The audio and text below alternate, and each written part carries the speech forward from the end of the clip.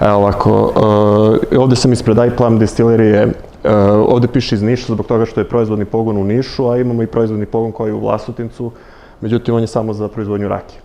Ovde smo zbog druge priče. Za sada imamo dva proizvoda, to su 100% organski sok od jabuke i od drugog lokalnog voća.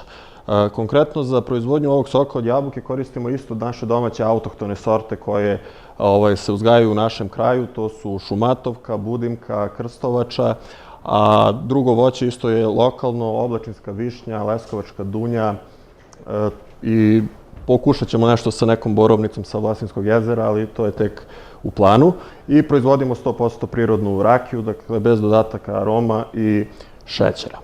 Sada, u toku planiranja ove proizvodnje došli smo do toga da imamo dosta ostataka od voća koje nemamo gde da iskoristimo i radili smo na tome da dođemo do toga šta sa time i došli smo do toga da imamo ova tri proizvoda. Prvi je voćni namaz od jabuke i drugog voća, drugi je organsko brašno od jabuke i treći je organski supstrat. O čemu se radi? Znači, ovo sam već rekao. Organsko brašno od jabuke. Dakle, ono je organsko, bez glutena, sa smanjenim procentom ugljenih hidrata.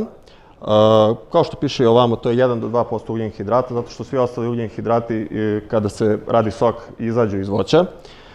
Zatim imamo, to je 100% prirodan proizvod, samo jedan sastojak, znači samo jabuka. Bogato je hranjivim vlaknima i pektinom i smanjuje nivo holesterola i toksina u organizmu. Drugi proizvod je voćni namaz, koji sadrži mali procenat šećera, bogat je hranjivim vlaknima, isto i pektinom, bogat takođe vitaminima, posebno vitaminom C, idealan je za dijabetičare i decu, bez veštačkih boja i aroma i smanjuje nivo holesterola i toksina takođe u organizmu. Evo ovde je sada pokazan i šema proizvodnje ovih proizvoda. Dakle, nakon hladnog presovanja voća, na jednu stranu dobijamo 100% organski sok, a sa druge strane imamo ovaj ostatak sirovina, odnosno krop. Šta radimo sa njim? Jedan deo kuvamo i dobijamo voćni namaz, a drugi deo ide na sušenje, mlevenje i dobija se brašno. Brašno može da se koristi za svakodnevnu ishranu. I imamo organski supstrat, dobija se od ostataka nakon proizvodnje rakije i on znači sadrži isto organske materije, pH neutralan, šema je mlevenje voća, fermentacija kljuka, destilacija, dobija se rakija, od ostatka kljuka radi se neutralizacija krečom, kompostiranje i na kraju dobijamo supstrat. Naš moto firme je...